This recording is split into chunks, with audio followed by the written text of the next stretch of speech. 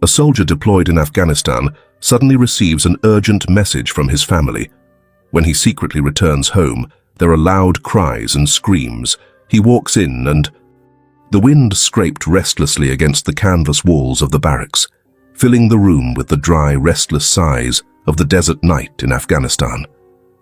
Somewhere beyond the perimeter, a distant convoy grumbled over the dunes, their headlights thin and ghostly under the darkening sky. Inside, the air smelled of dust, diesel, and worn canvas, a smell Harold Clark had long since accepted as the scent of his second home. He sat on the narrow cot, his broad shoulders hunched under the dim light of a hanging bulb, his calloused fingers adjusting the photo pinned carefully above his bed. The edges of the picture were beginning to curl, the once vivid colors fading into a tired sepia.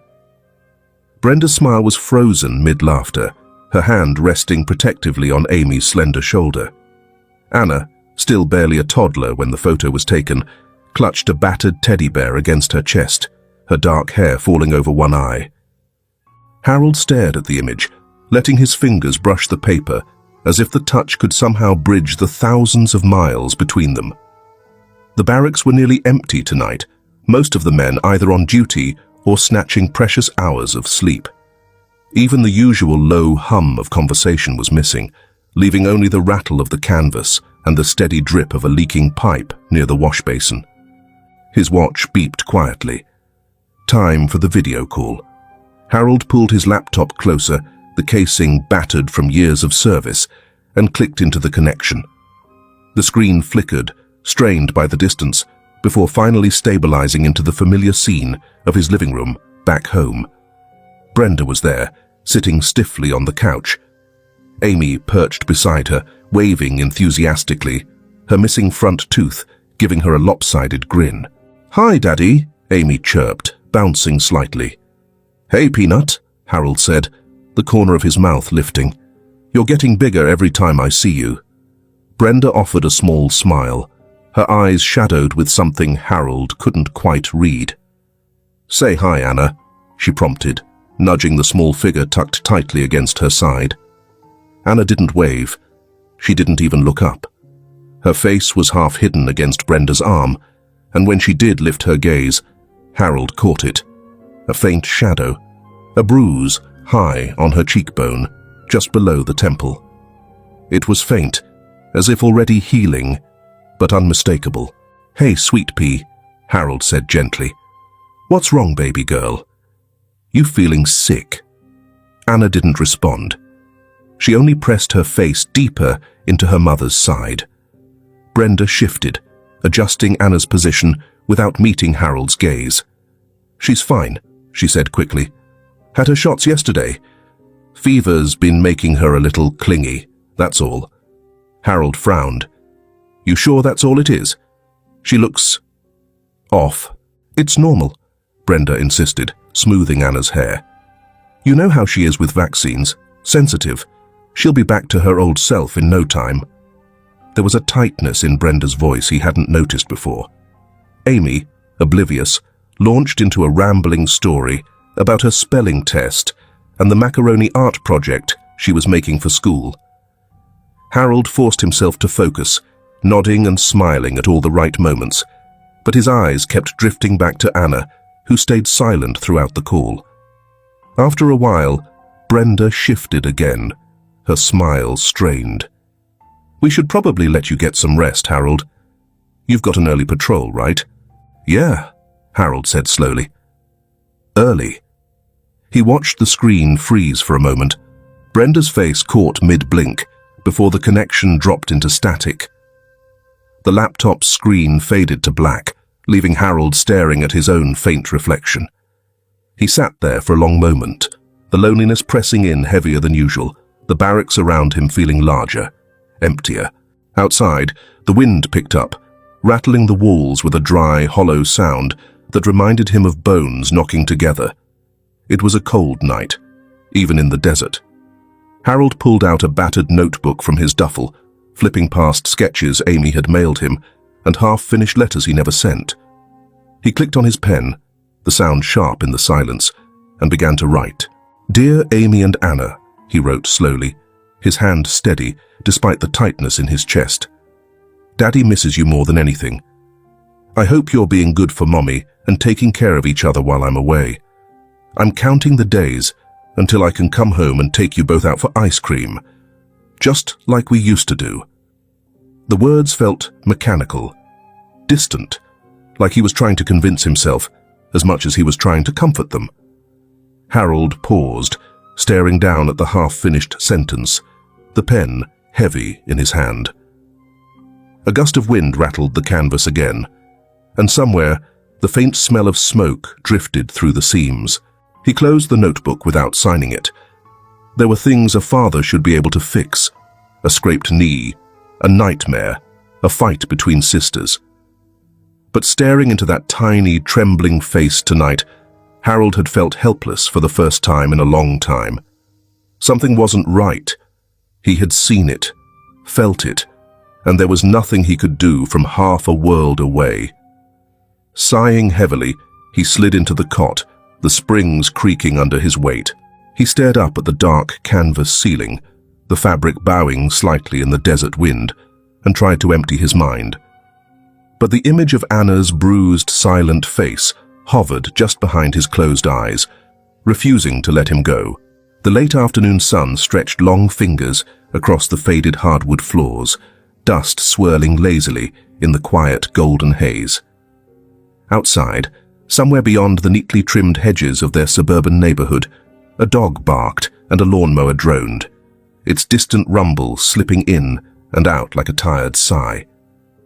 Inside the house, the atmosphere was heavier, filled with the clatter of a pan on the stove and the faint, rhythmic sound of a wooden spoon scraping against a pot. Brenda stood in the narrow kitchen, stirring a sauce that had started to stick at the bottom.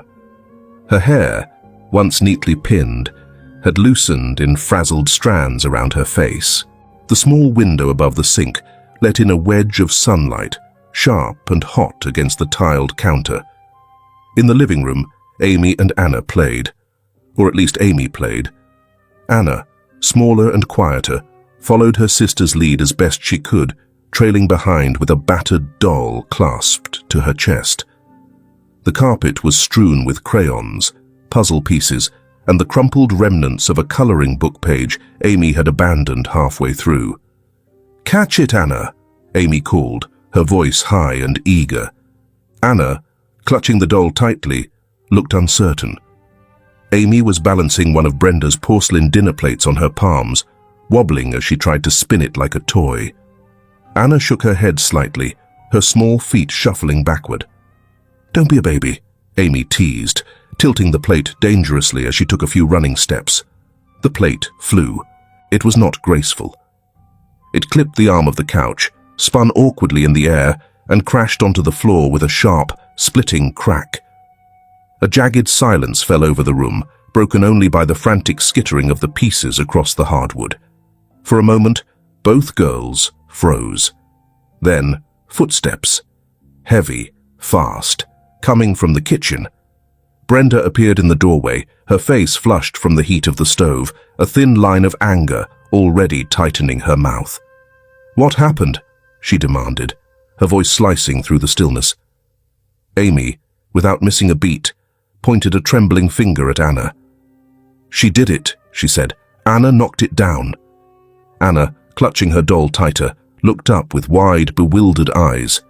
Her lips parted as if to protest, but no sound came out, only a soft, shuddering breath. Brenda's gaze sharpened.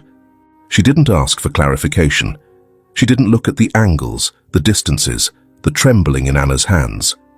"You clumsy little thing," Brenda snapped, crossing the room in 2 strides. Anna flinched backward instinctively, but there was nowhere to run. Brenda grabbed her by the arm, not roughly, but not gently either, and with a swift, mechanical motion, delivered 2 sharp spanks to the back of her legs. "No dinner for you tonight if you can't behave," Brenda said through gritted teeth. Anna's doll slipped from her fingers and hit the floor with a soft thud. The sob that escaped from Anna's chest was raw, more confusion than pain, a sound so small it seemed to shrink her body where she stood. She bent down, scooping up her doll, burying her face against it, as though she could hide there. Amy stood off to the side, her arms folded, eyes darting between her mother and her sister. There was a flicker of something in her expression. Not triumph exactly, but a wary sort of guilt she didn't know how to name yet. Brenda, breathing heavily, turned back toward the kitchen without another word. The smell of something burning filled the air, but she didn't seem to notice. Anna sank down onto the floor, sitting cross-legged amidst the shards of the broken plate, silent tears cutting clean tracks down her dirty cheeks. The evening dragged itself slowly into night. Dinner was served, and Amy ate with animated chatter, filling the silence Brenda didn't bother to break. Anna sat quietly, poking at her food, too afraid to ask for another helping, even when her stomach twisted in hunger. No one mentioned the broken plate again. The next morning, the house was still wrapped in a brittle sort of quiet. Brenda handed Anna her small, worn backpack at the door without a glance, her attention already on Amy's gleaming lunchbox and braided hair. Anna clutched the bag to her chest, her thumb worrying the frayed strap as they walked to the bus stop. When the school bus doors folded open with a mechanical hiss, Amy bounded up the steps, calling out greetings to friends. Anna climbed up more cautiously, the hem of her sweater brushing the grimy edge of the steps. At school, the day unfolded in long, colorless stretches. Anna did her best to shrink into the edges of the classroom, her hand never raising when the teacher asked questions, her voice never loud enough to carry. It didn't matter. No one really noticed. At recess, she wandered near the swings, where the bigger kids ruled with loud laughter and careless hands. Someone yanked the ribbon from her hair as she passed. Another child, she didn't even know his name, flicked the back of her ear and laughed when she winced. She didn't cry. She didn't run to the teacher. She simply moved to a different corner of the playground, clutching her arms around herself, watching the blur of movement and color from a safe distance. No one missed her. Later that afternoon, the school's main office buzzed with low voices and the occasional shrill ring of the phone. Miss Carver, Anna's homeroom teacher, sat behind her desk, hesitating a moment before lifting the receiver to her ear. She dialed the number listed under Parent Contact for Anna. The line clicked, rang twice, and then Brenda's voice answered, distracted. "Hello? Mrs. Clark? This is Miss Carver, Anna's teacher," the woman said gently. "Do you have a moment?" There was a pause, a rustle of fabric as if Brenda were shifting the phone from one shoulder to the other. "Yeah, sure. What's this about?" Ms. Carver chose her words carefully. "I just wanted to check in. I've noticed that Anna seems a little withdrawn lately. She tends to stay on the fringes during group activities, and today—" She hesitated slightly. "There were a few incidents at recess, some teasing from other children. Nothing too severe, but I thought it best to bring it to your attention." On the other end, Brenda sighed, a soft, impatient sound. "Kids will be kids," she said. "Anna's sensitive. Always has been." "I understand," Miss Carver said, her voice still kind. "But sometimes, even minor teasing can build up and affect a child's confidence. It might help if she had some extra support at home, maybe just a little more encouragement." Brenda's tone cooled noticeably. "Look, I appreciate your concern, but Anna's fine. She's not made of glass. She'll toughen up." Miss Carver pressed her lips together for a moment, then said quietly, "All right, Mrs. Clark. Thank you for your time." The call ended with a curt goodbye. When the final bell rang, Anna boarded the bus home alone, sitting in the second-to-last seat by the window. She pressed her forehead against the glass, watching the world slip by in smudged colors, her small breath fogging tiny circles on the pane.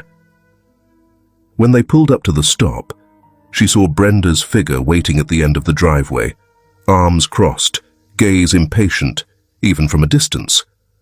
Anna stood, gathering her bag, stepping carefully over a crumpled juice box someone had left in the aisle. She didn't hurry. There was no point in hurrying anymore. As she stepped off the bus, she glanced once toward the playground, now empty and littered with candy wrappers and forgotten jackets. A single swing moved in the wind, creaking softly in the cool air. The house loomed ahead of her like a silent warning. Anna tightened her grip on her backpack and walked slowly toward it, each step heavier than the last, the weight of the day pressing down harder on her small shoulders. The evening deepened slowly, the sunlight draining from the sky until only a dusky blue smudged the windows. In the kitchen, the heavy scent of melting cheese clung stubbornly to the air, thick and almost suffocating. Brenda moved with unusual lightness as she stirred the pot of spaghetti. Her lips curved into something close to a smile, a rare sight these days. "Your favorite," she said brightly, glancing over her shoulder where Amy was setting the table with an exaggerated flourish. "You earned it, sweetie. Straight A's deserve something special."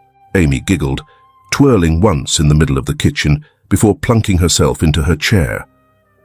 Anna followed behind her, quieter, smaller somehow, as if she was trying to occupy as little space as possible. Brenda placed the steaming dish in the center of the table with a small flourish. The noodles glistened under a thick layer of cheese, the smell sharp and heavy. "Dig in," Brenda said cheerfully, handing a heaping plate to Amy, who wasted no time twirling the spaghetti around her fork, lifting a mountain of cheese-drenched pasta to her mouth. Anna stared at her own plate. She didn't touch it. Brenda noticed almost immediately. "What's wrong now?" Anna shifted in her seat, clutching the hem of her sweater. Her voice, when it came, was barely above a whisper. I can't. It makes me sick." Brenda's smile evaporated. Her jaw tightened. "That's all there is," she said, her voice flat. "If you don't eat, you go hungry." Anna glanced down again at the plate, the smell making her stomach twist. She knew what happened when she ate cheese. She also knew what happened when she refused. Her small hand trembled as she picked up her fork. Across the table, Amy chattered on about her school project, oblivious or pretending to be. Brenda nodded absently, her eyes sharp on Anna, as if daring her to refuse. The first bite slid reluctantly down Anna's throat, the greasy warmth clinging to her tongue. Her stomach recoiled almost immediately, but she forced herself to chew, to swallow, to smile weakly when Brenda looked her way. She ate 3 more bites before she couldn't force herself anymore.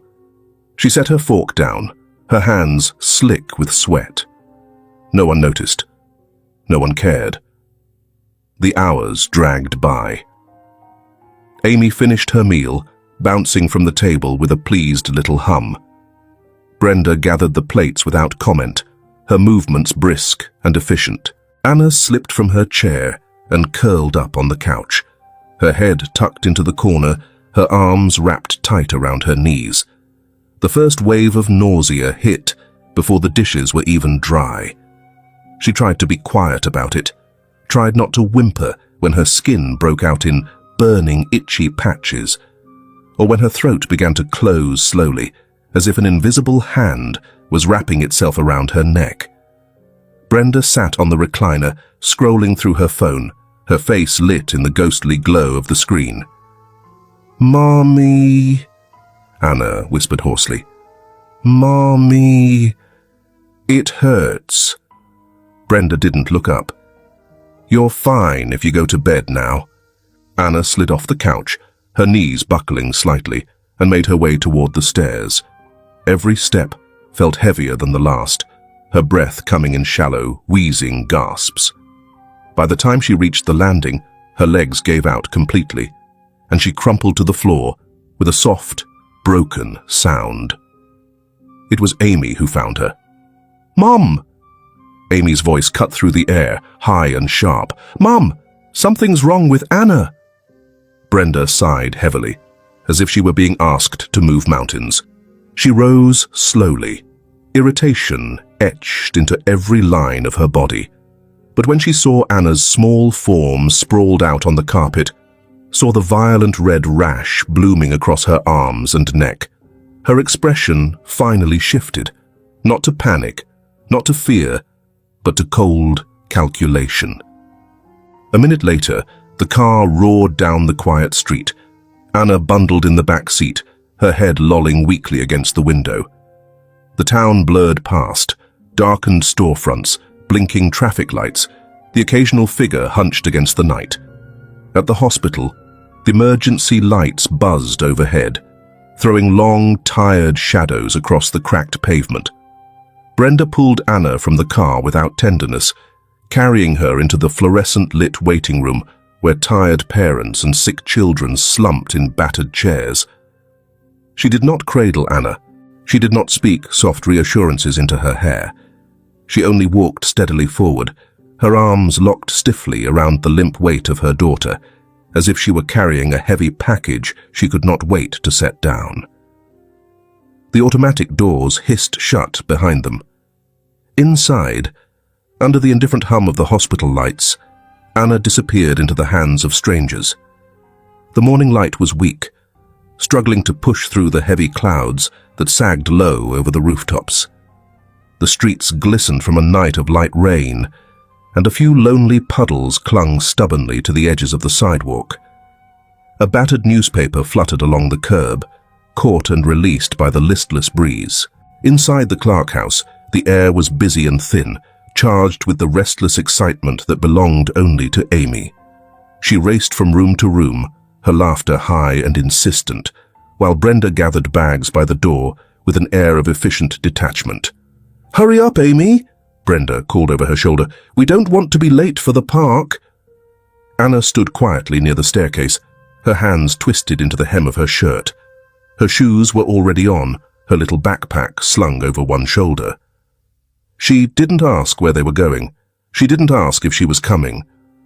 Brenda noticed her finally, turning with a sigh. "You're going to Mrs. Teresa's today," she said, brushing Anna's hair back roughly from her forehead. "We'll be back later." Anna nodded once, small and obedient. Brenda knelt, not with affection, but to zip up Anna's jacket. Her hands were brisk, businesslike. "Be good, Anna. Don't cause trouble." Amy bounded past them, nearly knocking Anna off balance, and Brenda laughed lightly.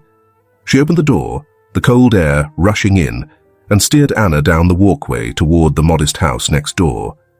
Mrs. Teresa was already waiting on the porch, her wide figure wrapped in a heavy sweater, a book balanced, forgotten on her knee. "Morning, Brenda," Teresa said, her voice gravelly but kind. "And you two little ladies." "Good morning, Mrs. Teresa," Amy chirped, beaming. Brenda smiled tightly. "Thanks for watching Anna for me," she said.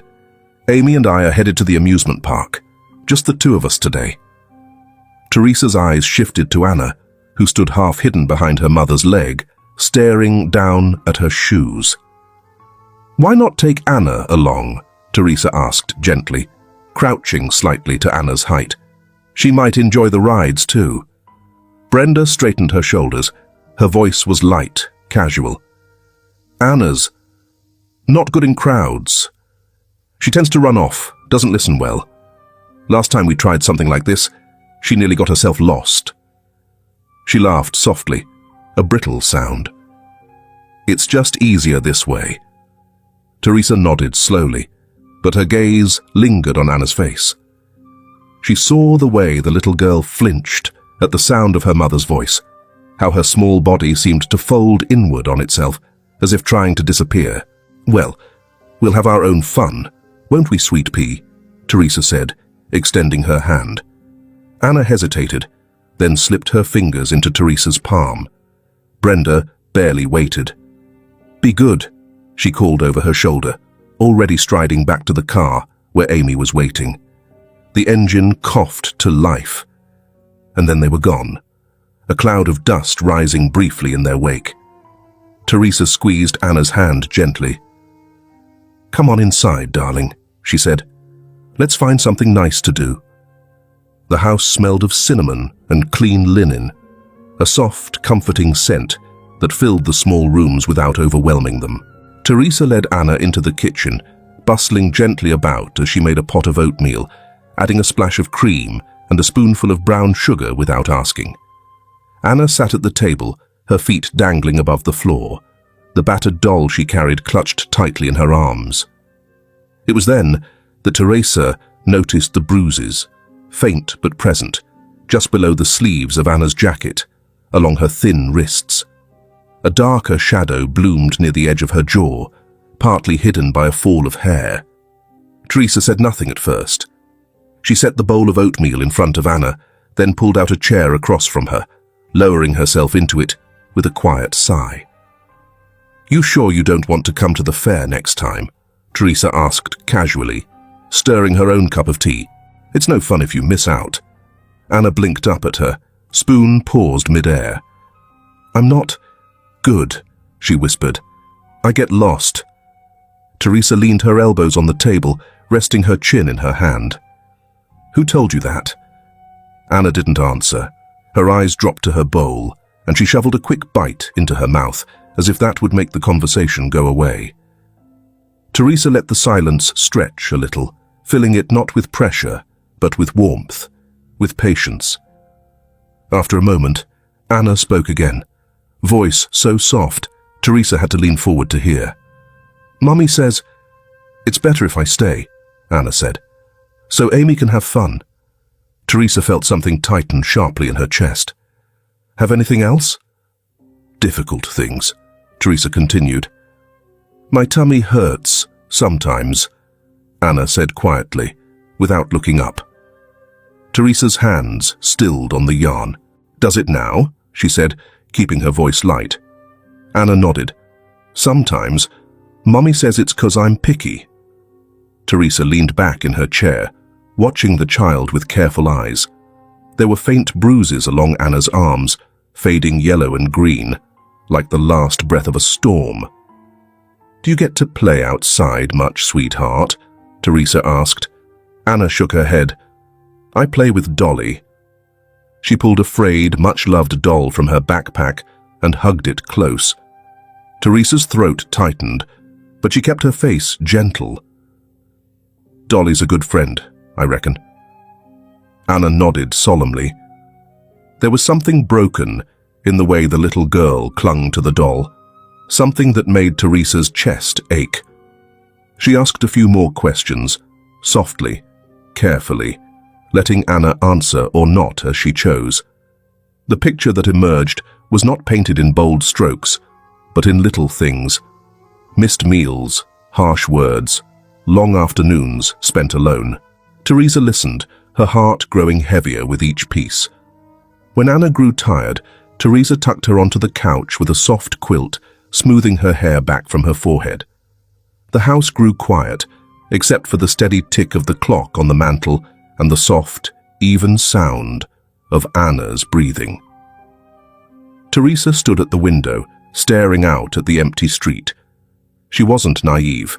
She had seen enough of the world to know the signs, the silences that spoke louder than any words. Harold. The name came to her suddenly, the father Brenda spoke of only rarely now, the soldier somewhere across the sea. Teresa rose from her chair and crossed to the telephone mounted on the kitchen wall. Her fingers hesitated over the numbers. It wasn't her place. It wasn't her business. And yet, how could she turn away? She pulled the wrinkled piece of paper from the drawer where she kept emergency contacts, scanned it quickly, and dialed the number listed for Harold's base. The line crackled, faint and distant. A woman's voice answered. "United States Military Operations, Fort McKenzie." "This is Teresa Miller," she said, her voice steady but urgent. "I need to get a message to Sergeant Harold Clark. It's about his family. It's urgent." There was a pause, a click of keys. "What's the message?" the woman asked. Teresa looked over her shoulder at Anna, who sat small and silent on the worn armchair, her eyes fixed on the floor. "Just tell him," Teresa said, her voice breaking slightly. "Urgent family matter." Please respond. The woman repeated the words back to her, clipped and professional, and then the call was over. Teresa hung up the phone with a hand that trembled slightly. The midday sun burned mercilessly over the Afghan desert, bleaching the rocky hills into ghostly shapes that shimmered against the horizon. A brittle wind scraped fine sand across the tarmac, whispering along the edges of the barracks like restless voices. Sergeant Harold Clark wiped the sweat from his brow as he jogged off the drill field, boots kicking up dust. His body was moving on muscle memory, the day's training exercises a blur of commands and formation changes.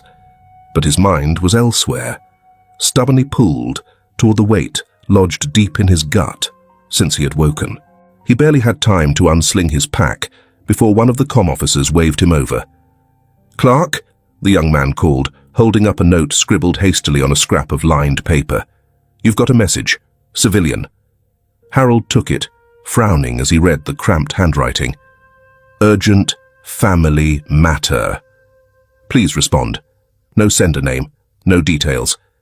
Just those few clipped words, like a pebble dropped into the vast silence between him and home. A chill prickled the back of his neck, despite the searing heat. Without hesitation, he crossed to the communications tent, asked to be patched through to the number attached to the message. The satellite line crackled once, twice, and then connected. "Hello?" a familiar voice answered, rough with age, but steady. "Mrs. Teresa," Harold said, tension crackling under his skin. "It's Harold Clark." There was a beat of silence, then a heavy sigh. "Thank God," Teresa said. "I was afraid they wouldn't find you." Harold felt his stomach tighten.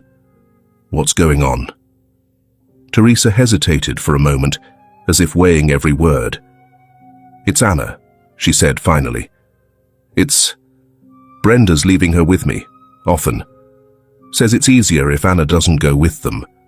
Says Anna gets lost or causes trouble." Harold closed his eyes briefly, the words scraping raw against his heart. Teresa pressed on, her voice low but firm. "Harold, I've seen bruises on her. I've seen how she flinches when someone raises their voice. She doesn't smile. She barely speaks unless you coax her." Harold gripped the edge of the table, knuckles whitening. "Anna's not just lonely, Harold," Teresa said. "She's scared. She's fading, like no one sees her." The line crackled again, the long distance feeling unbearably vast. "I know it's not easy for you," Teresa said gently, "but if you can, son, you need to come home. Sooner rather than later." Harold swallowed hard, his throat thick. "Thank you," he said roughly. "Thank you for telling me." "You come home to that little girl," Teresa said, her voice trembling just slightly, "before she disappears completely." The call ended with a soft click, but her words hung in the air long after. The barracks buzzed with the low murmur of off-duty soldiers, card games, quiet laughter, the clink of metal cups. Harold logged into the secured satellite connection later that night, the video call connecting with a stuttering series of beeps. The screen flickered, and there they were. The familiar sight of his living room, the worn couch, the scuffed coffee table, the picture frames lining the mantel. Brenda sat perched on the edge of the couch, a little too stiff, her smile stretching almost unnaturally. "Hey, honey," she said brightly, waving. Amy popped up beside her, waving both arms. "Hi, Daddy. We went to the park today. Mommy bought me ice cream." Harold smiled automatically, feeling the unease sink deeper. "That's great, Peanut," he said, his voice rough with affection. "Sounds like you had a big day." Brenda laughed lightly, brushing a strand of hair behind her ear. "It was nice," she said. Both girls had a blast. You should have seen Anna chasing Bubbles all over the park. Harold's eyes flickered to the background. Anna sat on the floor, half shadowed by the couch, cradling her battered doll. She wasn't smiling. She wasn't playing. Her hands twisted nervously in her lap, her head ducked low as if she were trying to disappear. When she glanced up, her eyes locked with Harold's for a fraction of a second. Wide, uncertain, almost pleading. Then she dropped her gaze, her fingers tightening around the doll's worn dress.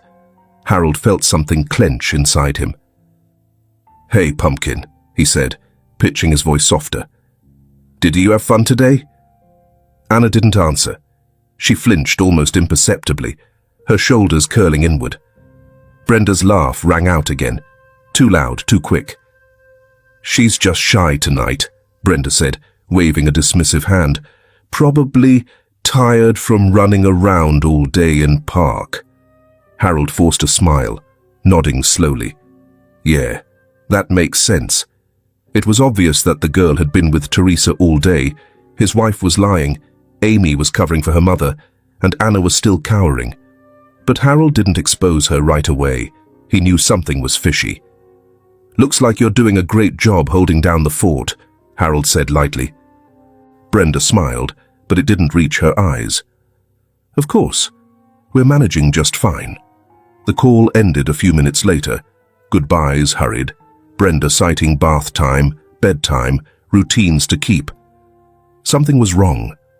Something was terribly, undeniably wrong.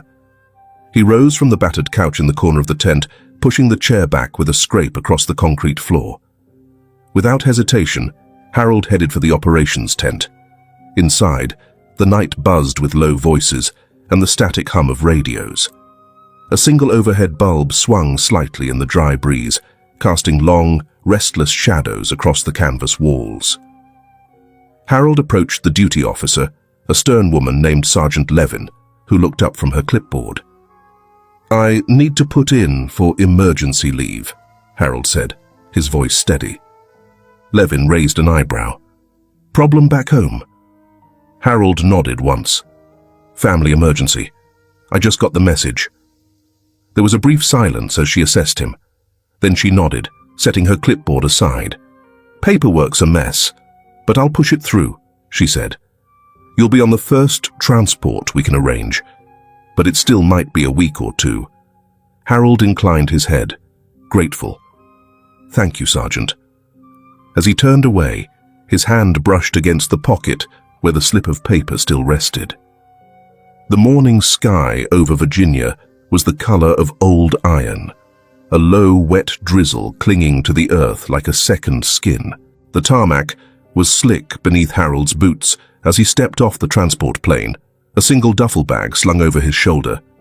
He paused for a moment on the stairs, breathing in the heavy air, feeling the bite of it in his lungs. America. Home. But not the home he had left behind. The drive from the base to the town blurred into a grey ribbon, lined with trees stripped bare by the creeping fingers of late autumn. Harold kept one hand tight on the steering wheel, the other clenching and unclenching restlessly in his lap. Every mile brought a tightening to his chest, a beat of dread that grew louder than the rain pattering against the windshield. When he turned onto his street, the world seemed to sharpen around him. Did you hear this story before or after lunch? If it was before, comment cucumber. If you were full, comment tomato. The Clark house sat hunched against the gloomy morning, its paint peeling a little more than he remembered, the front lawn untended. The curtains were half drawn, casting long, thin shadows across the porch. Harold pulled to the curb, killed the engine, and sat for a moment, listening. At first, there was only the wet hush of the rain and the distant bark of a dog. And then, he heard it. A thin, broken sob, high and keening. Anna. His pulse thudded in his ears. He left the car door swinging open and strode up the walkway, boots splashing through shallow puddles. As he neared the porch, voices sharpened out of the damp air. "You never listen!" Brenda's voice, sharp as shattered glass. I'm sorry." Anna's small voice, cracked and breathless. "Stop crying." I swear, Anna, if you keep this up, you'll sleep beside trash." Through the thin walls, another voice cut in, Amy's, cool and dismissive. "Why did Mum have to have another kid anyway?" she muttered. "We were fine before." Harold didn't remember reaching for the doorknob, didn't remember the door crashing open against the wall. All he remembered was the sight before him. The living room was dim, the blinds drawn tight. The air stank of old food and stale anger. Toys were scattered carelessly across the floor, dishes stacked on end tables, a sweater lying crumpled in the corner like a shed skin. Brenda stood over Anna, her face twisted in rage, her finger jabbing the air. Anna sat crumpled on the carpet, her thin arms wrapped around herself, her head bowed low. Harold's eyes locked on her, and the world tilted. Her skin was blotched with angry red rashes, the telltale bloom of an allergic reaction spreading viciously up her neck and arms. Her cheeks were flushed a sickly crimson, and even from where he stood, Harold could see the high, unnatural shine of fever, sweat on her forehead. A cheap cooling patch clung crookedly to her brow, already curling at the edges. Her breathing was fast and shallow, her tiny chest heaving against the too big sweatshirt she wore. For one breathless moment, the house fell silent. Then, Harold moved. Without a word, he crossed the room in 3 strides. Brenda turned, startled. "Harold," she stammered. What are you doing here?" But Harold didn't answer. He didn't spare her a glance.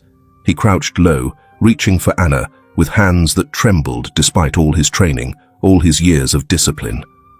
Anna flinched instinctively, her body shrinking from the sudden movement.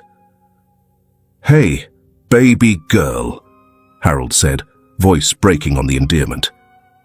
"Daddy's got you." He slid one arm under her knees, the other behind her back, lifting her carefully into his arms. She was so light, too light, her skin frighteningly hot against him. Anna whimpered softly, her small fingers curling weakly into his jacket. Harold straightened slowly, turning his back deliberately on Brenda and Amy, who sat frozen on the couch, her arms crossed over her chest, face blank. He said nothing to them. There was nothing left to say. Outside, the rain had thickened into a steady sheet, washing the grime from the gutters and soaking Harold's hair as he carried Anna to the car. The engine roared to life, headlights slicing through the grey gloom. He drove one-handed, the other pressed protectively around Anna, feeling every ragged breath she drew, every tremor of her fevered body.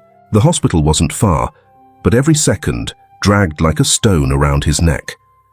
Inside the emergency room, under the indifferent glare of fluorescent lights, nurses swarmed around them, voices brisk and efficient.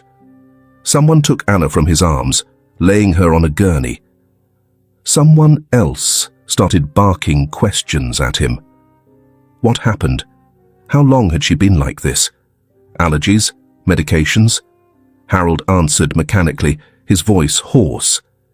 He stood rooted to the spot as they wheeled Anna away through swinging double doors, the white of her socks the last thing he saw before she disappeared down the hall. For a moment, he simply stood there, fists clenched at his sides, heart hammering painfully against his ribs. He had trusted, and now he had seen. Whatever illusions he had clung to about his family, about Brenda, about the life they had built, they shattered like brittle glass beneath the weight of what had been done to his little girl. The fluorescent lights of the emergency room buzzed faintly overhead, casting a harsh white glow across the linoleum floor. The hospital smelled of antiseptic and worn-out hope. Harold sat stiffly in the plastic chair by Anna's bedside, his elbows digging into his knees, his fists clenched so tightly they ached. Anna lay still, terrifyingly still, her small chest rising and falling in shallow, uneven breaths. The fourth line in her hand looked grotesque against her delicate skin, the bruises blossoming like dark flowers up her thin arms. He couldn't stop staring, couldn't stop counting the seconds between each fragile breath. A soft knock stirred him. He lifted his head to see a doctor, a young man with weary eyes and a clipboard tucked under his arm, step gently into the room. "Mr. Clark," the doctor said, voice low, respectful. Harold stood immediately, his whole body coiled tight. "How is she?" The doctor hesitated, glancing at the tiny form on the bed. "Your daughter was severely dehydrated when she arrived," he began carefully. "She also suffered an anaphylactic reaction, most likely from dairy exposure. She's stabilized for now, but—" He paused, choosing his words with clinical precision. "It was close. A few more hours without treatment, and we could be having a very different conversation." Harold closed his eyes briefly, the weight of the words slamming into him like a fist. His hands shook at his sides. "How long?" he rasped. "How long was she like this?" The doctor shook his head. "Hard to say exactly, but this wasn't recent. She's also showing signs of prolonged malnutrition and chronic stress." He met Harold's eyes, something almost like accusation flickering behind his professional calm. "This didn't happen overnight." Harold swallowed the rising nausea. "She's safe now, right?" "For now, yes," the doctor said, "but she'll need monitoring and a safer environment." The implication was sharp, unmistakable. Harold nodded stiffly, his throat burning. "Thank you, doctor." When the man left, Harold sat back down heavily, dragging a shaking hand over his face. He leaned over Anna's bed, lowering his forehead to the rail, breathing in her faint, fever-sour scent. "I swear to you, baby girl," he whispered hoarsely, "I will never let anyone hurt you again." The house felt different when Harold returned. Not just messy, not just abandoned, poisoned. The moment he crossed the threshold, the air hit him like a wall, the sour tang of rotting food, the heavy stink of something deeper, something mean and moldy. Brenda sat on the recliner, legs crossed, arms folded across her chest. Amy sprawled on the couch, her face lit coldly by the blue glow of her tablet. Neither of them looked up as he entered. Neither of them seemed surprised. Harold closed the door carefully behind him. Then he spoke, and his voice was not loud, but it was lethal. "What the hell have you done?" Brenda didn't flinch. She tossed her hair over one shoulder and shrugged. "Overreacting again," she said lightly. "Like always." Harold's blood pounded in his ears. "Anna is in the hospital," he said, each word carved from stone. The doctor said if she had stayed one more night without help, she would have died. Amy looked up then, her expression a mixture of boredom and irritation. "You're fighting about her again," she said, sighing loudly. "That kid always causes problems. She's why everything's bad." Harold's fists clenched so hard, he felt the bones grind. He turned to Amy first, and his voice, when it came, was low and cold enough to crack glass. "She is your sister," he said, "and if you ever speak about her like that again, you and I will have a very different conversation." Amy shrank back into the couch, her mouth tightening into a sullen line. Harold turned back to Brenda. "You let her suffer," he said, his voice trembling now. Not from fear, but from the impossible pressure of all the rage and betrayal clawing at his ribs. "You let her starve. You let her burn with fever while you sat here doing nothing." Brenda's face hardened, her eyes glittering with a hatred so cold it froze the room. "I have only one daughter," she said evenly. "Amy." That's it. For a second, Harold could only stare at her, at the woman he had once promised to protect, at the woman who had promised to love the children they brought into the world. He didn't recognize her anymore. "What are you talking about? Are you a mother?" he said quietly. "You also taught Amy to love and protect her sister. I really can't understand why do you treat her like that. You don't deserve to be my mother. You don't deserve to be my wife. You don't deserve to be in this house. Go away. Take your only daughter with you. Tonight." Brenda's mouth twisted. "You're throwing us out? After everything?" "Pack your things," Harold said. His voice didn't rise. It didn't need to. It carried the full weight of a father's fury. "Get out!" Brenda snatched up her purse with a savage jerk. As she dragged Amy toward the door, she spun around one last time, her voice ragged with fury. "That child destroyed us!" she screamed, her hand slashing the air like a blade. "You think she's your little angel, but she's the reason we're broken. She ruined everything." The door slammed so hard behind them that the whole frame shuddered. Silence flooded the house like a tide. Harold stood alone in the ruins of what had once been his home, the echo of Brenda's final scream still vibrating in the walls. But in the midst of the wreckage, he felt something strange stir inside him. Not fear, not regret, but clarity. He knew now where his loyalty belonged, and it wasn't with the woman who had abandoned their child. It was with the little girl lying fragile and bruised in a hospital bed, still waiting for someone to truly come back for her. The hospital room was dim. The afternoon light filtered through heavy curtains, turning the world outside into a muted blur.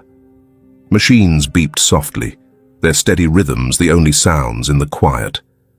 Harold sat in the chair by Anna's bed, his body stiff with exhaustion, but his hand never left hers. He watched the slow flutter of her eyelids, the way her small fingers twitched as if chasing something far away in a dream. And then, at last, Anna stirred. Her lashes lifted, heavy with sleep, and her eyes, those wide, wounded eyes, found Harold's face. "Mummy," she whispered, her voice raw and broken. Harold's heart twisted sharply, a pain deeper than anything he had known. He opened his mouth, but the words caught in his throat. Anna's hand tightened weakly around his. "Where's Mummy?" "And Amy?" "I miss them," she asked again, the tremble in her voice threading through the sterile air. Harold swallowed hard. He stroked her hair back gently from her forehead, feeling the slight warmth still clinging to her skin. "They're not here right now, baby," he said quietly, "but Daddy's here. I'm right here." Anna blinked slowly, confusion clouding her face, but she said nothing more. Her tiny body sagged against the mattress, drained by even that small effort. Harold sat back, his heart shattering with the helplessness of it. She missed them. Even after everything, she missed them. And that was what broke him the most. It took Harold less than 2 hours to find them. The town wasn't big, and there were only so many cheap motels on the outskirts where someone would go when they had nowhere else to land. He spotted Brenda's car, a battered Honda, parked unevenly outside a rundown motel with peeling paint and a flickering vacancy sign. Amy sat on the curb, picking at the hem of her jacket, her face pale and closed off. Harold pulled up, killed the engine, and stepped out into the cold air. Amy saw him first. Her mouth tightened, but she didn't move. Brenda emerged from the motel room, a paper cup of coffee clutched in her hands. When she saw Harold, she froze. For a long moment, they simply stared at each other across the cracked asphalt. "You're not supposed to be here," Brenda said finally, her voice flat. "I came because of Anna," Harold said, his voice low but unshakable. "She asked for you." Brenda looked away sharply, her mouth twisting. Harold stepped closer, each word weighted and deliberate. "Even after everything you did, she still loves you," he said. "I don't understand how. I don't understand why. You broke her, Brenda, you left her. And still, that little girl woke up asking for her mother." Brenda's face crumpled then, suddenly, violently, like a dam breaking. She sagged against the doorframe, the coffee cup slipping from her fingers and hitting the ground with a hollow thud. "I never wanted this," she choked. "I never wanted any of it." Harold said nothing. He simply waited, the cold wind tugging at the edges of his jacket. Brenda pressed her fists to her eyes, her shoulders shaking. "It wasn't supposed to happen," she said, her voice breaking into ugly, gasping sobs. "4 years ago, when you were deployed to Hawaii, my boss, Wayne—" She couldn't finish. Harold's stomach dropped out from under him. Brenda dragged in a shuddering breath. "I was working overtime. It was late. He said he'd give me a ride home. I didn't see it coming. I didn't fight hard enough." Her voice cracked open on that last word. Harold closed his eyes, the horror of it slamming into him. "And Anna," Brenda said, her voice barely a whisper. "Anna came from that night." Silence pressed down on them, thick and merciless. "I couldn't tell you," Brenda sobbed. "I couldn't. How could I? You were gone. You were fighting for the country, and I was—" She choked on the words. "I was broken. And when Anna was born, every time I looked at her, I saw him." She wrapped her arms around herself, rocking slightly. "I tried, Harold. God, I tried. But I hated her. I hated her for existing, and I hated myself even more." Harold stood frozen, the weight of her confession crashing into every brittle part of him. He thought of Anna's shy smiles, her timid hands, her desperate, wordless love. None of it was her fault. None of it. And yet, she had borne the punishment every day of her short life. When Harold spoke, his voice was rough but steady. "Anna is innocent," he said. "She didn't ask for any of this. She didn't deserve what you did to her." Brenda nodded miserably, tears streaking her face. "I know," she whispered. "I know." Harold looked at her for a long, long moment. He didn't hate her. He pitied her. But pity would never be enough to erase what she had done. "You should get help," he said quietly, "because if you ever want even the smallest place in her life again, it won't be because she needs you. It'll be because you prove you deserve her." Brenda sagged against the doorway, sliding down until she sat hunched and broken on the cold concrete. Harold hugged her and patted her back. He didn't expect that he had protected his country and people, but to his family, he was just a terrible fool, the grey sky pressing low overhead. Totally miserable. Totally broken. The rain had eased into a soft, misting drizzle by the time Harold returned to the hospital. The city outside blurred into vague shapes and muted lights, a world that felt far away, insignificant compared to the tiny figure waiting for him upstairs. When he stepped back into Anna's room, she was awake. Not fully, not yet bright, but awake. She lay nestled under a light blanket, her head turned toward the window, her small body still fragile, but no longer frighteningly still.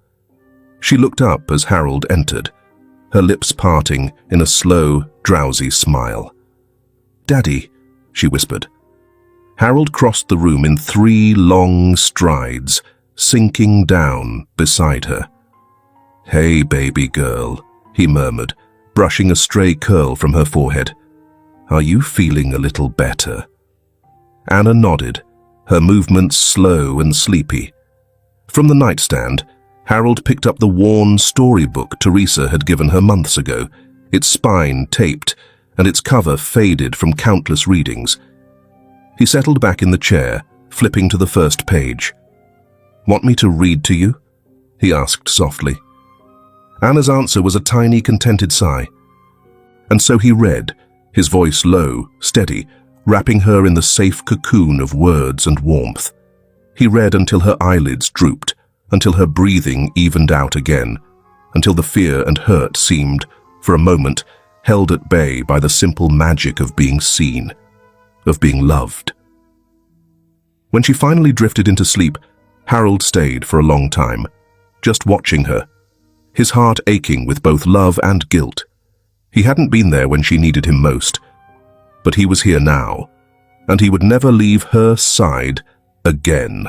Later that evening, Harold found Amy sitting stiffly on the waiting room couch, her arms wrapped tightly around her knees, her face pale and wary. He sat beside her, not speaking for a long moment. The silence stretched thin and brittle between them.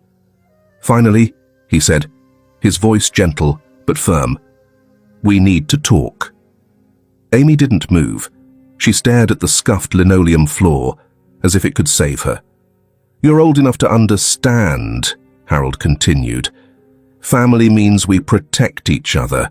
We lift each other up, not tear each other down." Amy's shoulders trembled slightly, and she buried her face deeper into her knees. "Anna never hurt you," Harold said quietly. "She never deserved the way she was treated. And you're her big sister. She looks up to you, Amy. She still loves you, even after everything." At that, Amy let out a broken sob, small and sharp, like glass splintering. "I didn't mean to," she whispered, her voice cracking. I thought, Mum said—" "I know," Harold said, pulling her into a careful, protective hug. "You were confused. But it's not too late to be better. It's never too late to love her the way she deserves." Amy clutched at his jacket, crying harder now, the months of bitterness and fear and guilt pouring out of her in shuddering waves. "I want to see her," she gasped. "I want to tell her I'm sorry." Harold closed his eyes, breathing a quiet, shaking prayer of thanks. "We'll do it together," he promised. The next morning, after making sure Anna was resting safely under the care of the nurses, Harold made another call, a different one. This one was to an old friend, Officer Daniels, who had served with Harold once upon a time before trading fatigues for a badge. "Wayne Miller," Harold said when Daniels answered. "I need everything you can find on him." There was no hesitation. Daniels knew Harold's voice. He knew when it carried the sound of something serious. "I'll dig," he said, simply. Within days, the information began to pour in. Testimonies from former factory workers, whispers that had been ignored, allegations that had been laughed off, patterns of predatory behavior hidden under small-town politeness. Harold compiled every word, every statement, every trembling accusation into a file thicker than he had expected, and sicker than he had feared. Then, with steady hands and a heart burning with righteous anger, Harold filed an official complaint. There would be no more silence. There would be no more hiding. Wayne Miller was arrested on a bleak Thursday morning. The sight of him being led in handcuffs across the courthouse steps, his smug expression stripped away under the harsh glare of justice, sent a fierce, silent satisfaction through Harold's chest. It wasn't everything. It wouldn't erase the pain. But it was a beginning. A small flame of justice flickering in the cold aftermath of betrayal. And Harold swore, as he watched the police car disappear down the street, he would build a life for his family, from the ashes, one slow, careful step at a time, because they deserved nothing less. And because now, finally, he understood what standing up really meant. The morning sun flooded the Clark household with a golden light so soft it seemed almost unreal, as if the house itself had been holding its breath for years and was only now remembering how to breathe again. In the living room, laughter echoed, light, bright, healing. Harold leaned against the doorway, watching as Amy and Anna sprawled across the worn rug, a scattering of colored pencils and half-finished drawings between them. Anna was giggling uncontrollably as Amy attempted to draw a cat, but the sketch looked more like a lopsided potato. "You're terrible at this," Anna squeaked, laughing so hard her cheeks flushed pink. Amy grinned sheepishly and threw a pillow at her, earning a delighted shriek. For a long moment, Harold simply watched, his throat tightening. He had once wondered if he would ever see this, the easy joy, the bond of sisters, the fragile trust weaving itself back together, one careful thread at a time.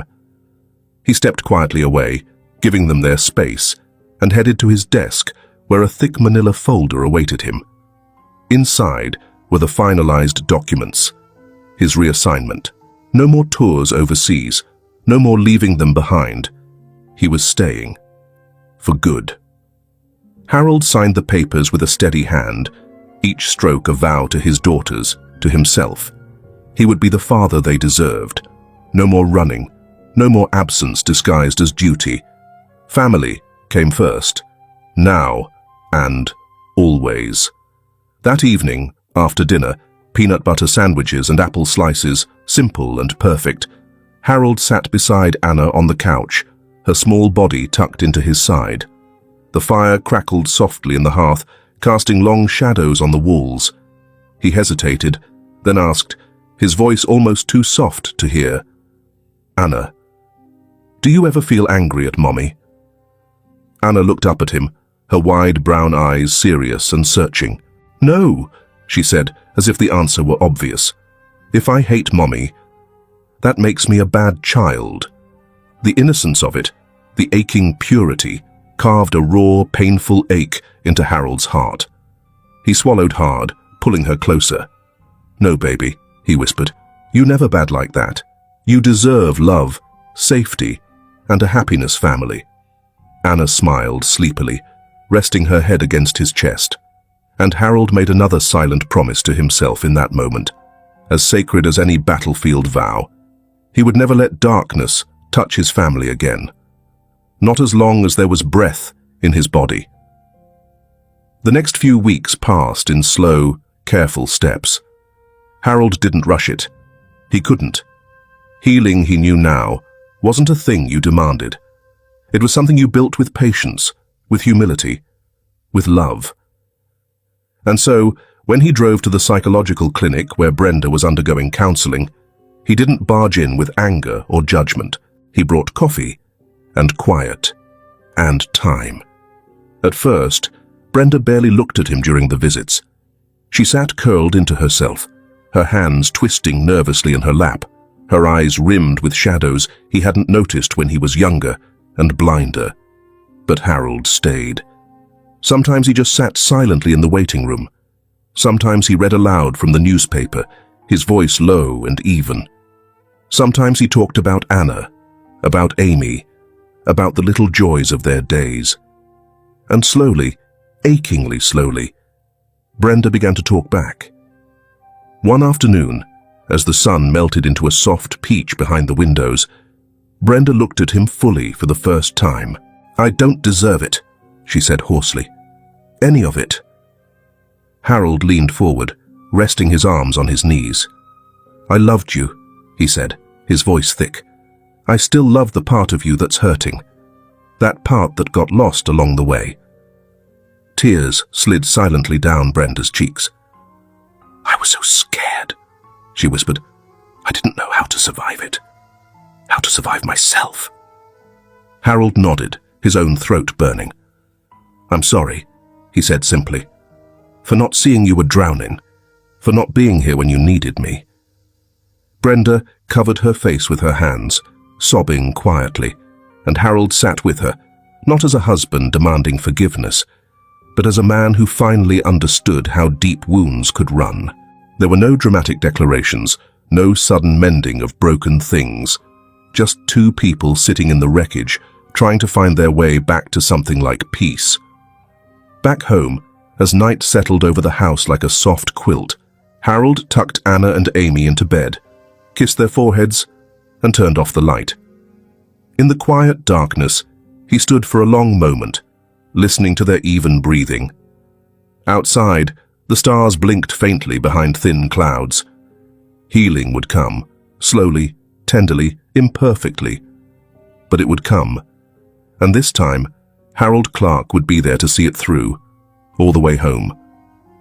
The morning air smelled of fresh earth and new beginnings.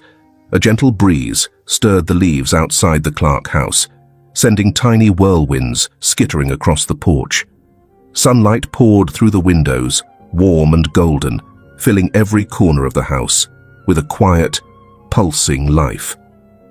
Harold stood by the window, his hands tucked deep into his pockets, watching the long drive that led up from the street. Today was the day. After months of therapy, after endless hours of doubt and slow, grinding work, Brenda had been cleared for a supervised visit. Not a return. Not yet. Just a beginning. Harold's stomach twisted with nerves as he caught sight of the old county car pulling into the driveway, Brenda seated stiffly in the back seat. The engine idled for a moment before shutting off. Brenda stepped out, her movements hesitant, almost mechanical. She wore a plain sweater and jeans, her hair tied back, her face thinner than he remembered, stripped of all pretense, raw in its vulnerability. She stood frozen at the foot of the porch, as if unsure whether she was welcome to take another step. The screen door creaked open. And then, "Mummy?" Anna's small voice rang out, piercing the hush like a songbird after a long winter.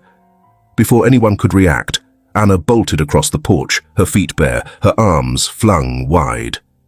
Brenda barely had time to crouch before Anna crashed into her, wrapping tiny arms tightly around her legs. For a heartbeat, Brenda just stood there, frozen, her hands hovering uselessly above Anna's head.